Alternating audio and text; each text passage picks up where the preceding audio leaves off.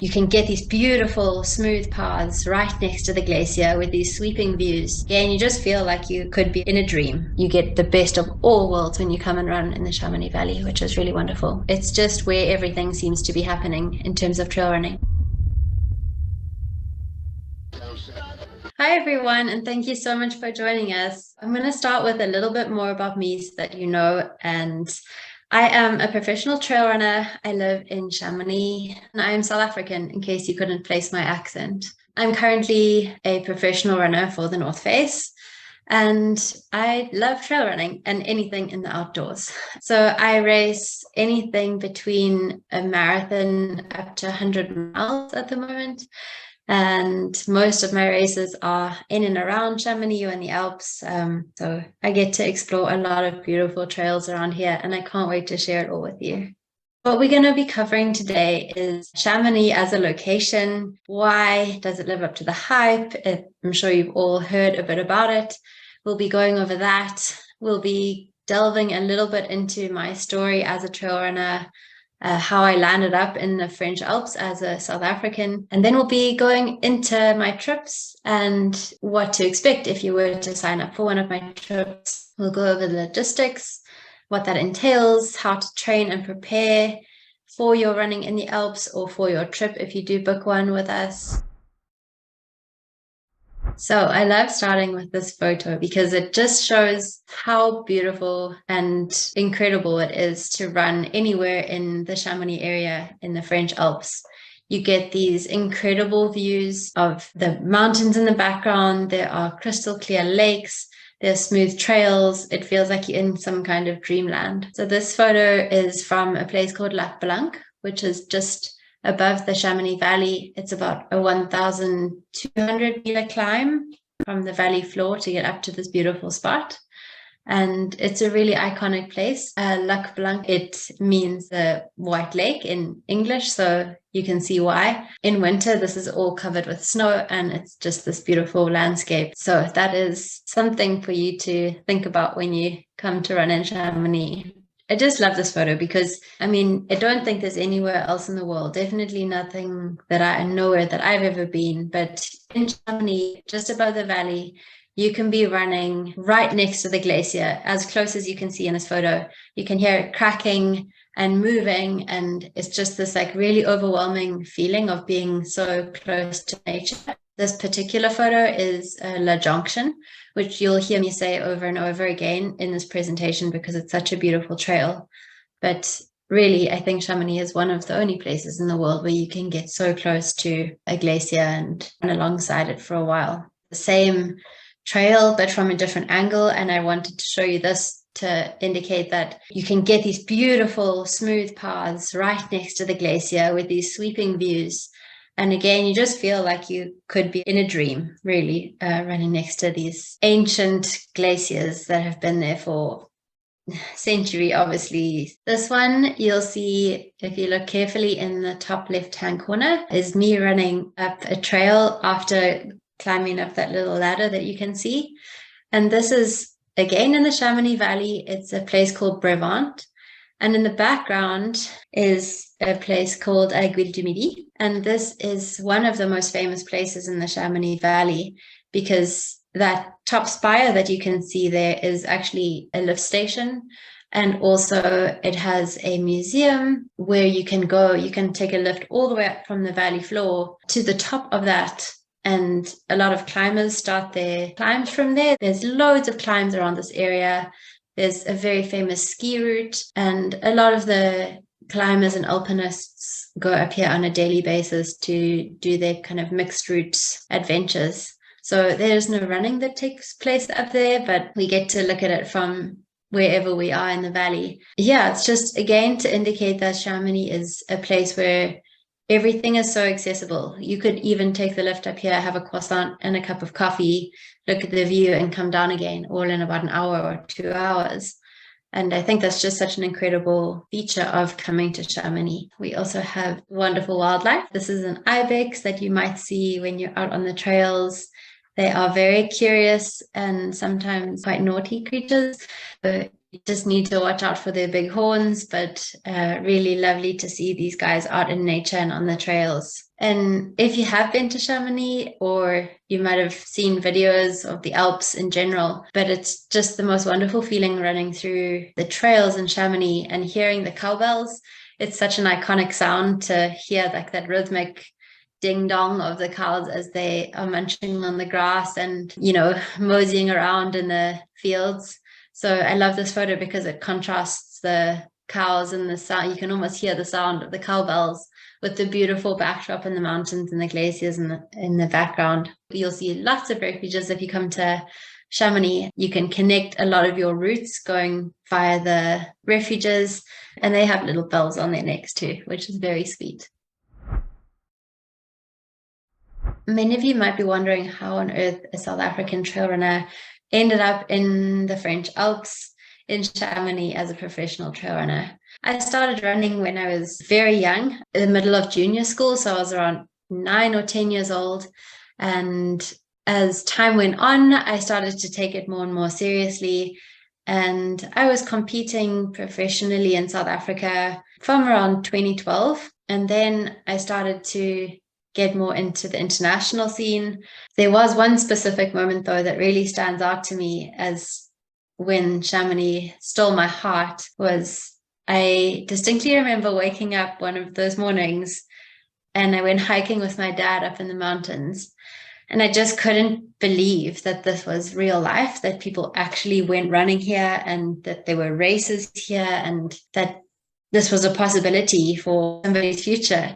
So I can't believe almost that I've made that dream a reality by relocating my life and actually living in the Chamonix Valley and running on the trails and racing all the races that I thought were just these dreamlike things. So I absolutely love cold water and jumping in the most freezing lakes I can find. It's weird. I also rock climb and ski. So really just love anything to do with the mountains. In 2018, I hired a van.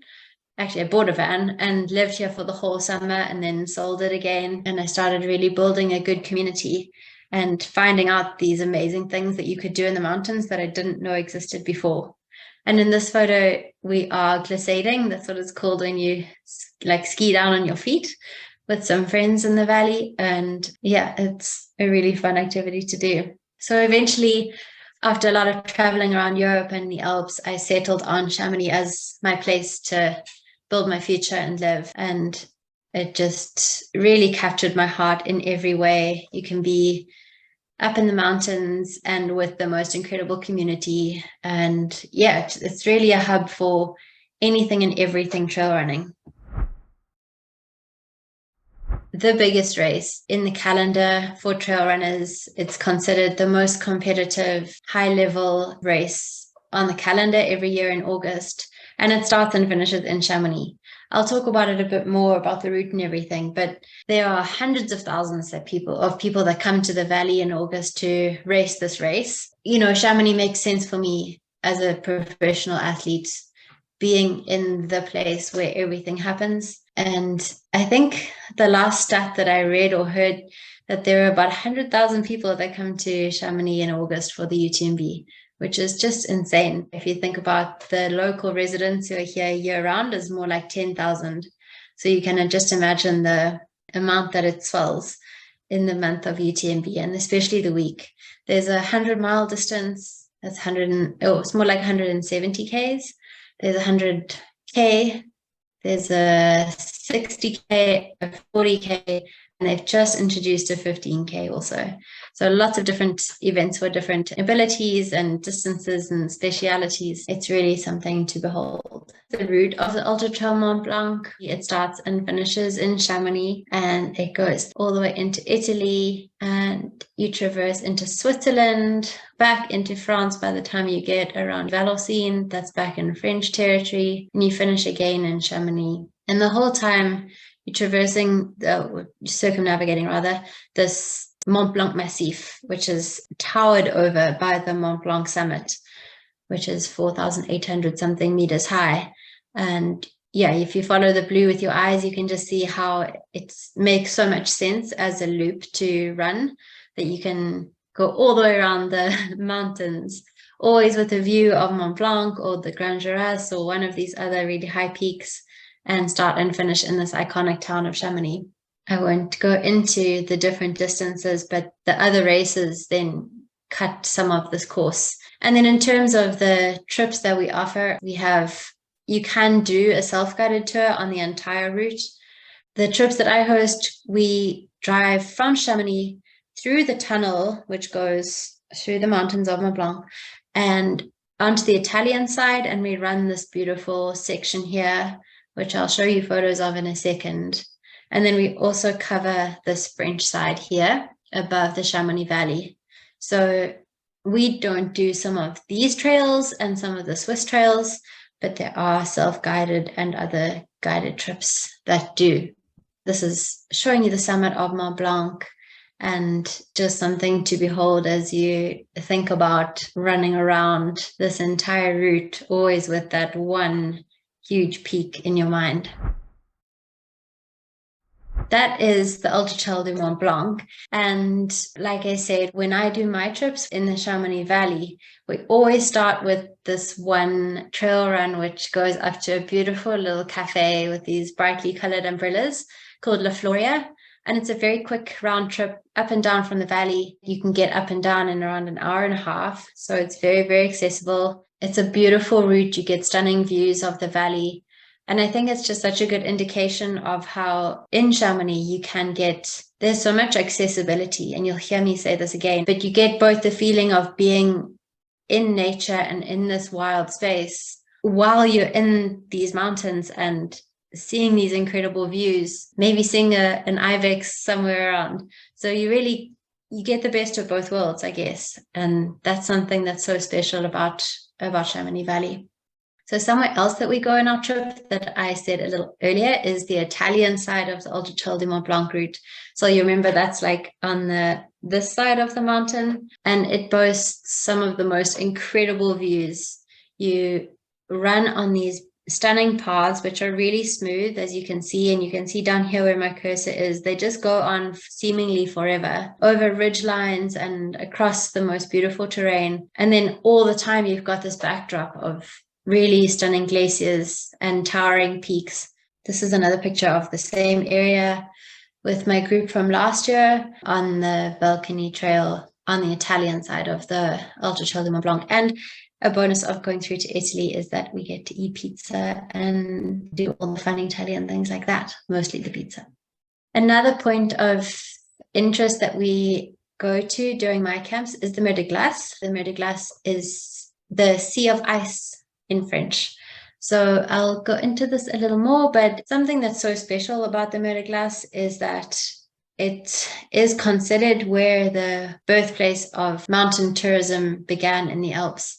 It's, again, very accessible. They built a railway, French train that goes up from the valley, you can see on the left, and it winds its way through the forest up on the sweet train to the edge of the glacier. And from here you can access a lot more trails. There's a lot of rock climbing that goes on here. A lot of people move up this glacier, and there's a lot of climbing and skiing back here also. So it really is just a point of incredible diversity right here. And then you can see this photo, how it is now. You can see how much the glacier has receded and melted, and it is very sad.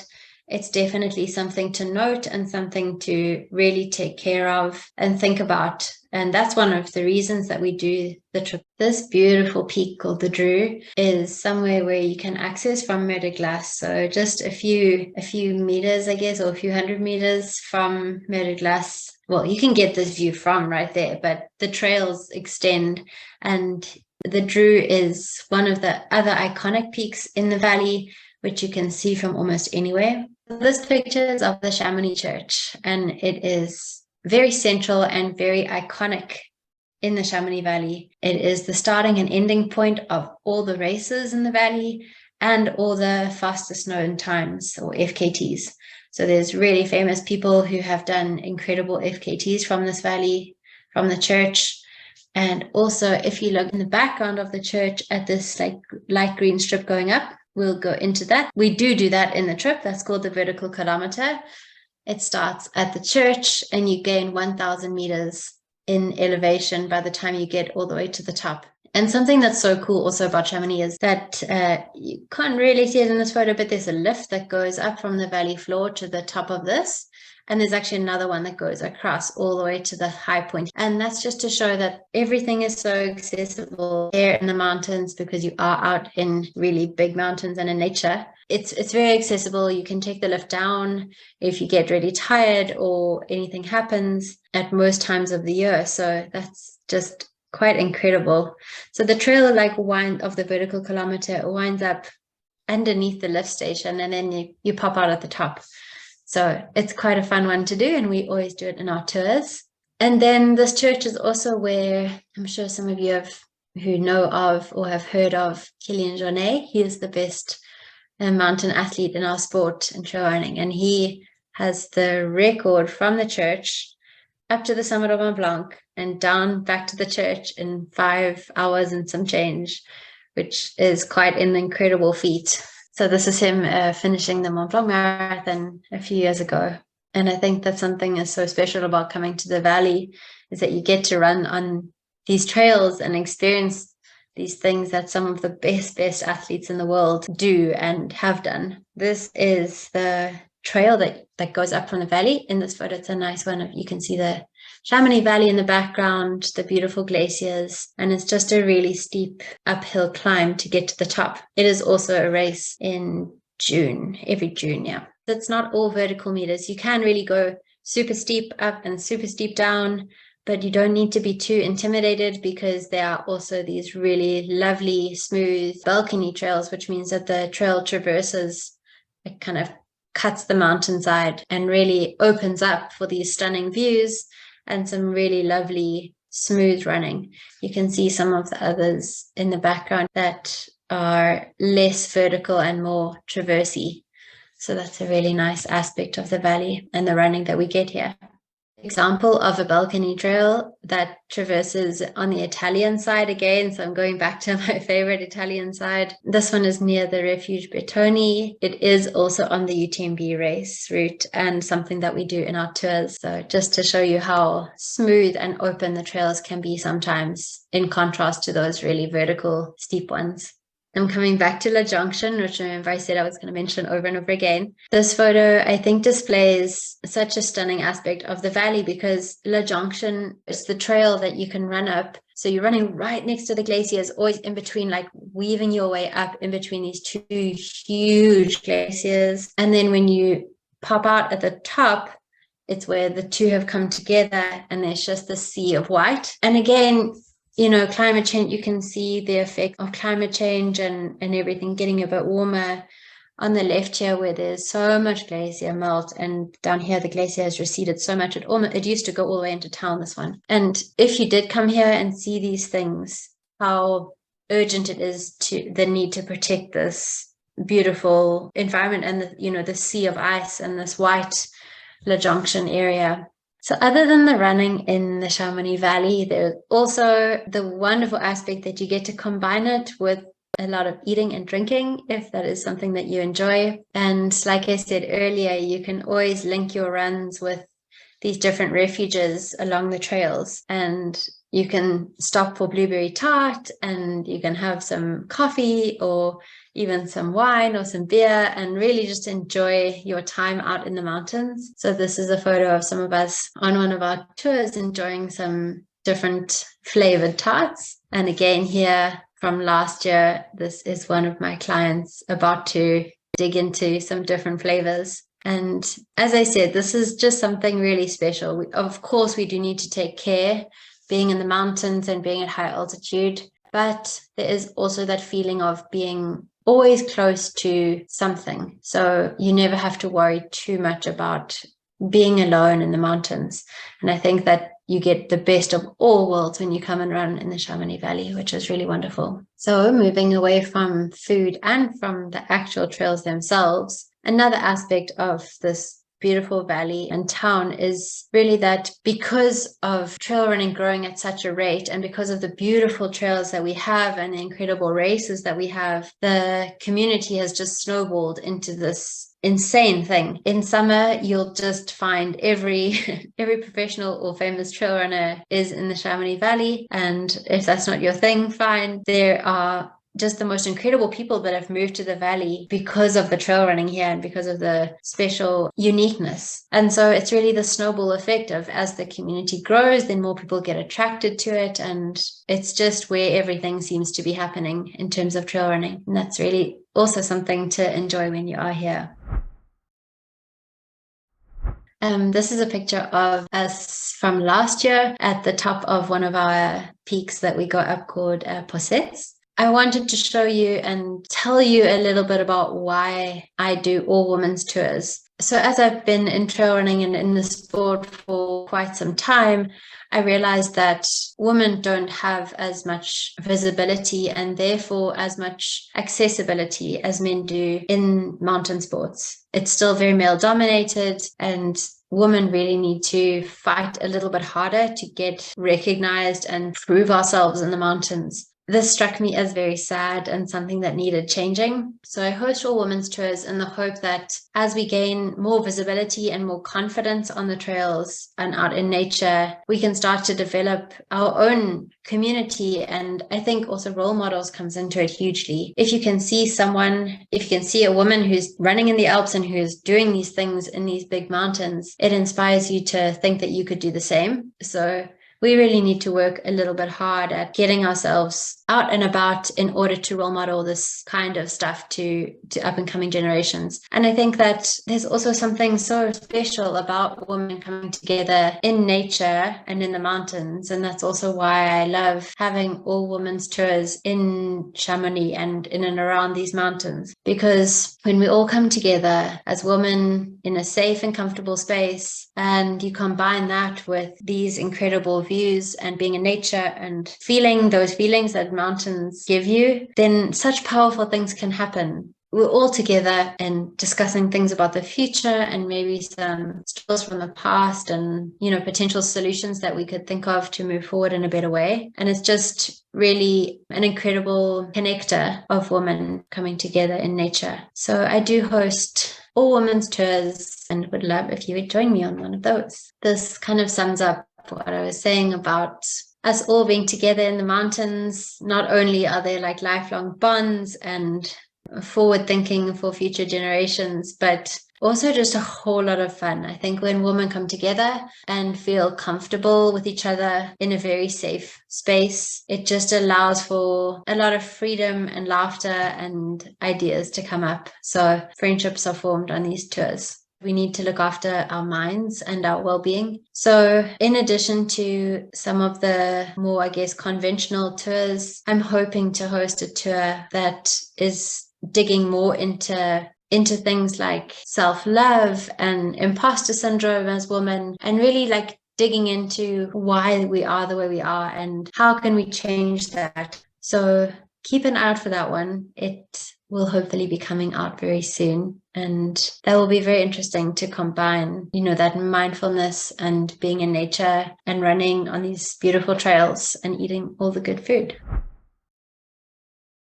So although Chamonix is very accessible, we also do need to consider that we are in big mountains, and that is always a risk that needs to be taken care of. So I'm going to run you through some of the gear that you would want to consider getting before you came on a trip or came to run in the Alps. And since this photo is up, the first one is a very good waterproof jacket, because you never know what's going to happen out there. Do invest in one of those. A very good idea. I'm going to run you through some of these that I commonly get asked about.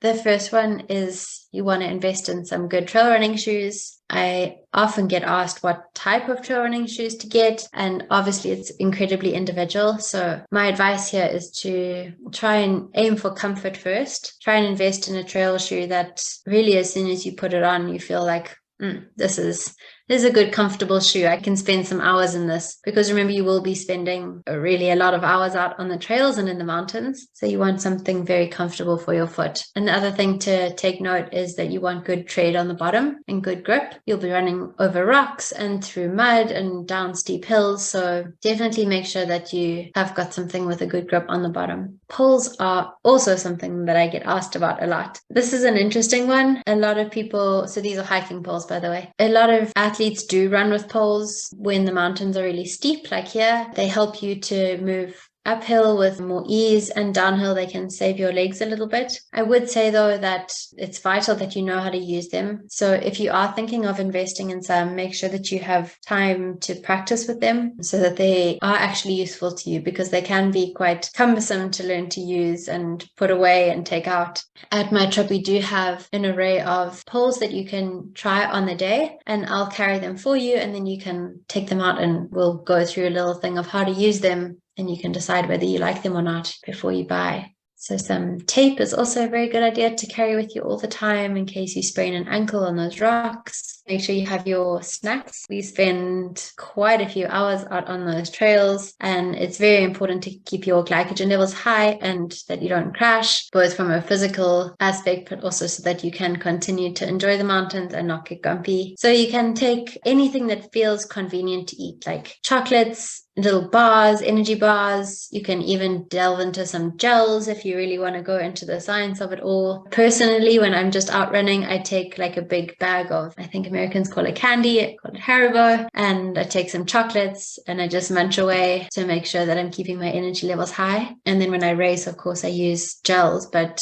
for a trip, like I would host, some fun snacks that are easy to eat and easy to digest are always a good option. So this is a soft flask, and it would go in this hydration pack, which I'll talk about in a minute, but really make sure that you have something comfortable that you can wear. Always a good idea to download a map or a map system onto your phone so that you're not stuck in the mountains wondering where to go. However, the trails in Chamonix are very well signposted, so it's unlikely that you get lost, but just to be safe, always have your phone and a downloaded map and a head torch just in case you need to navigate your way home in the dark. An emergency kit is a very good idea to just get in the habit of taking with you. It would consist of just the basics of if something had to go wrong, so just make sure that you have that with you at all times. This is a bladder that can go in the back of your hydration pack. Some people just prefer to use these soft flasks in the front, but if you want to carry more hydration, then this would go in the back of your pack. You can buy it separately or with the hydration vest. So yeah, this is the hydration vest, also a vital piece of trail running. You'll have your bottles and your snacks and your phone and things in the front. Your windbreaker or waterproof and anything else goes in the back, along with your bladder if you've got one. Just make sure that your hydration vest is comfortable and doesn't chafe you. So it's a good idea to invest in one in advance and really give it a good try before you start using it on your longer days. And then of course, for sun protection, always carry a cap and sunglasses. So that is pretty much your trail running gear. So it all looked very simple in the previous slide, but actually over here, you'll see that it is chaotic. These are some photos before I took on my first 100K race 2 years ago. And I just was in a total panic of shoes and gels and rehydrates and bars and poles. I really try to be more organized, but I can definitely help you with organizing some of your stuff. A lot of people also ask about water in the Alps. Luckily, and again, Chamonix just has it all. We have these really cool little water spots that you'll find, everywhere, enough that you don't have to worry about water. Though I would say, please be careful, regardless of me telling you that there is water available, just check the route that you are doing and make sure that there are water points along the way or you're crossing streams. But this is just a nice feature of running in the Alps, is these freshwater taps that you can just tap into.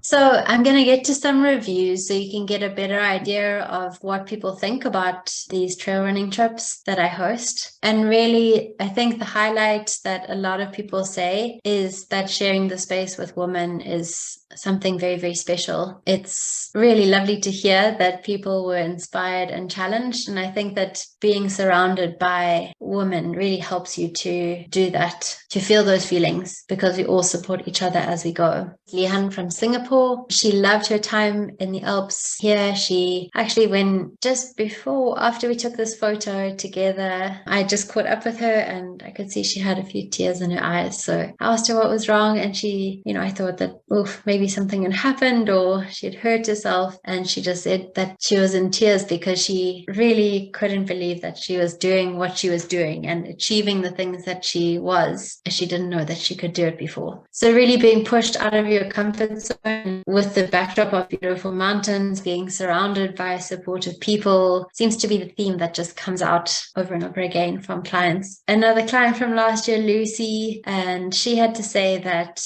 she was so impressed with the different levels of runners in the group and how it was all managed. No one came away feeling like they were too slow or that they couldn't keep up. And this is really a common fear among people that do join the trips, that they'll be too slow or won't keep up and maybe they shouldn't come, or all those thoughts. And it's amazing that firstly, all the clients seem to feel that before they come, as do the guides. So everybody in the group feels that they will be the one that isn't fast enough. And I think that that's really something quite cool, that we can overcome those feelings together. Yeah, so we always make sure that we have good abilities. I'll go through logistics of that, but so that the people who are a bit slower don't feel like they need to rush to keep up, and the people at the front are usually the ones that need to be a bit patient, but we really try and manage that. This is just a wonderful picture. It was our last night from last year of the trip all together. There were 7 different women from different nationalities and different ages. So anything from, I think our youngest was high 20s and the oldest maybe low 60s. So really a huge range of abilities, ages, nationalities, backgrounds. And it's so special to all come together and share our experiences of life and nature and anything really. Anything goes. I just love this photo of us all together. This is a picture of myself and Emily on the right, who is a guide, and Marion on the left, who is an assistant guide, or maybe it will be a guide this year also. And so this is something like our team will be. We are all very outdoorsy, smiley, supportive, kind, caring people working together.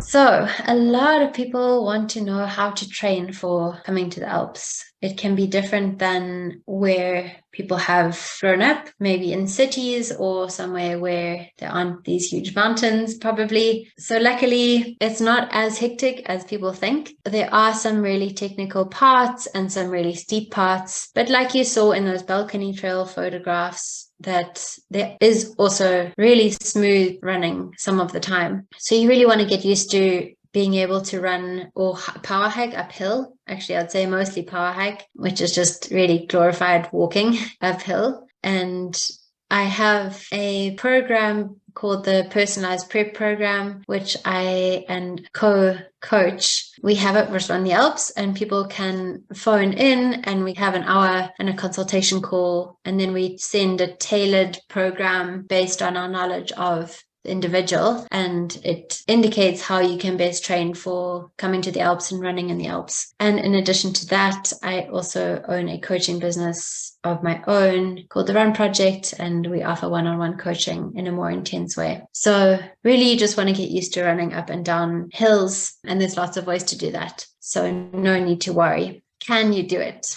Yes, of course you can. We ask that if you do come on the trip, that you can comfortably run a half marathon on the road. And this doesn't need to be fast. You don't need to be a very quick runner. We just ask that you are comfortable running around 20 Ks on the road on a fairly regular basis. Our typical day on a trip is around 4 to 6 hours with some rest breaks. So depending on where we go that day, we might cover even a bit less than 500 meters vertical, but let's just say 500 to 1,500 meters vertical gain. And then bear in mind, you'll be carrying your hydration pack with your water and your snacks. So make sure that that is comfortable too.